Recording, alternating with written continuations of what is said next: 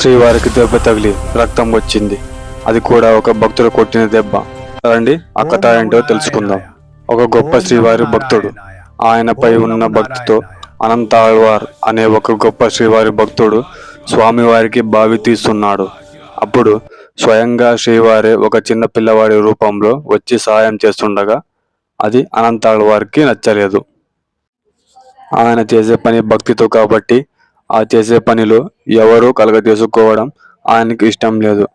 కోపంతో ఆయన చేతుల్లో ఉన్న గడ్డపారు తీసి ఆ పిల్లవాడి పైన విసురుతాడు. అప్పుడు అది వెళ్ళి ఆ పిల్లవాడి గడ్డానికి తగిలి రక్తం వస్తుంది. అలా చూస్తుండగానే ఆ పిల్లవాడు మాయమైపోయాడు.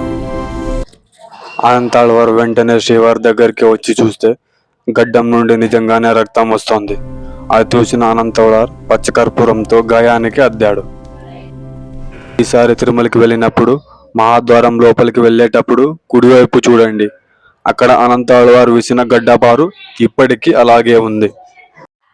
సో చూసారు కదా ఫ్రెండ్స్, ఈ వీడియో మీకు నచ్చినట్టయితే ప్రతి ఒక్కరికి షేర్ చేయండి. అలాగే సబ్స్క్రైబ్ చేయడం మాత్రం మర్చిపోకండి.